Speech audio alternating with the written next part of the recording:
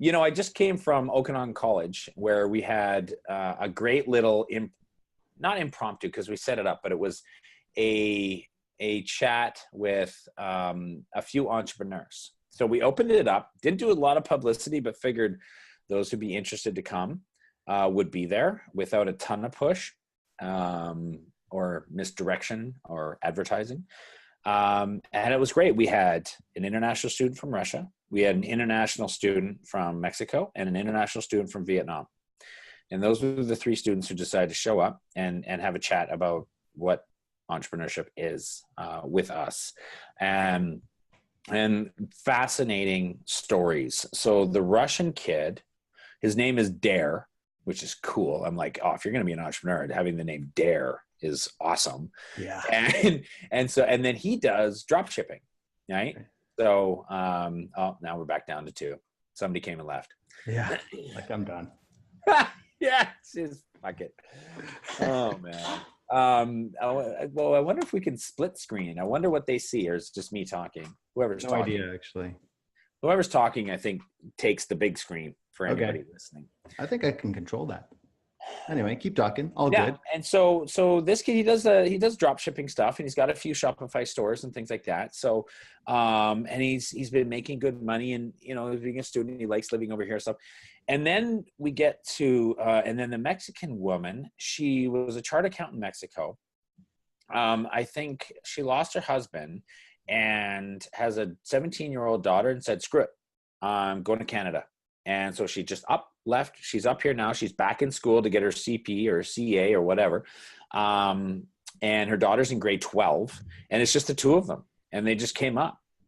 And they're on she's on a study visa with her kid, and she's getting her. And I'm like, wow, like awesome. That's just the size of those balls. Yeah. I'm just so impressed. Like, and then the third one, oh my God, this girl, Iris from Vietnam, who came from humble beginnings, and she wanted to break the mold. So she wanted to study internationally, but her parents didn't have the money. So she decided to make it for herself. So she reaches out to this company called Misfit, and they're a wearable technology company based in Sunnyvale in California. And so she's literally having conversations with the CEO because she's hunted him down, and he hires her and says, oh, well, you should just come and work for us. And so she's worked for them. And for 6 years, she's been saving every penny. So she's the amazing saver. And then Misfit got acquired by Fossil, who wanted to integrate it into their watches. Sure. And they kept her on. And then even when she raised enough money, she went to the bank, she took it out. She says she took it in cash. And she said it was a pile of Vietnamese dollars because it was like this. And she got it. She's like, I want to take it. I'm going to go study internationally. And she said, great. And she got it converted into Canadian, this much Canadian. And then when she came over, she said, screw it. I'm not even going to spend that. I'm going to put it in the bank. She went to Scotiabank. She put it in a savings account, and then just said, I'm going to work. I'm not going to live off that. I'm going to keep it. And then so she's been working while she goes to school, and has continued to build that nest egg up, not down, as an international student. She's just, it was inspiring. She is just crazy cool. And so now she's honed in on what her abilities are. It just, personal finance, organization, saving, she now wants to be an investor. That's her goal, is to continue to work and start things. And she wants to invest, whether it's real estate, mutual funds, whatever. She just thinks that she's really good with finance and managing money. So she wants to do this, but that sounds awesome. I mean, doesn't that kind of describe, entrepreneurialism? It's like kahunas, bravery and grit. It'd be interesting, when you were working in China for the accelerator, and you worked with a ton of, obviously a ton of startups. Like, could you tell right off the bat, which ones are going to be more successful than the others, just by kind of observing, how much grit or how much, how bold or how hard these people are actually busting it? Yeah, 100%, 1,000%, the biggest percent you could possibly get. It was completely true. And Like I remember once, even back when we were doing it up in Dalian, before we grew up and went down to Shanghai and the whole thing. I had a guy, Zach Agion.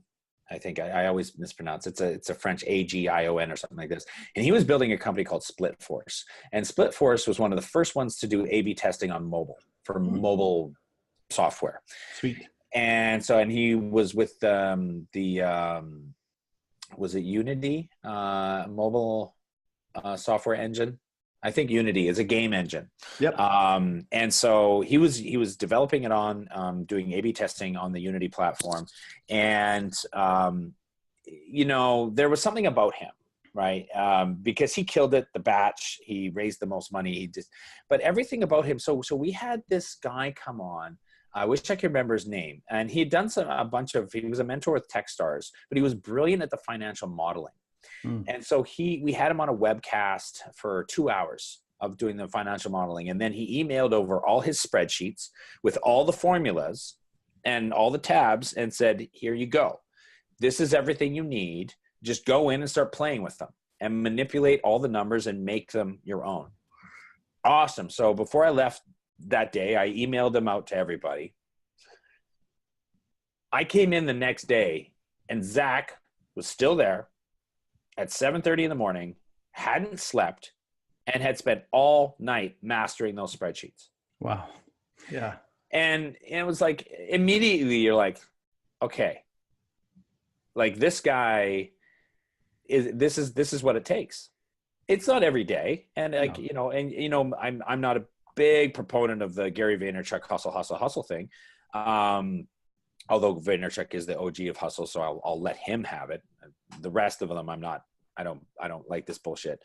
But he had that, right? And he did well, and he killed it. His demo day was awesome. His company was Split Force. So at demo day, he had everybody in baby blue tracksuits with the banana peel and the whole thing. And he had hired a banana split ice cream company or something, and they were at the demo day, and he had hired all these people in these baby blue tracksuits with the Split Force thing on it, going around giving everybody banana splits.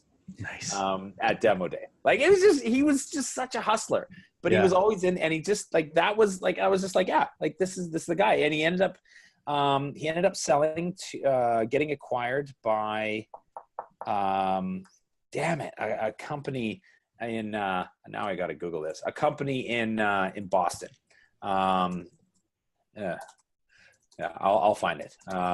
Acquisition. Let's see who did it. Of course, this is just not easy. Anyway, yeah, I'm getting all this weird kind of stuff. I misspelled something. But anyway, you can tell. You absolutely can tell. It's just this is why I'm all about the Localytics. They were acquired by Localytics cool, in Boston.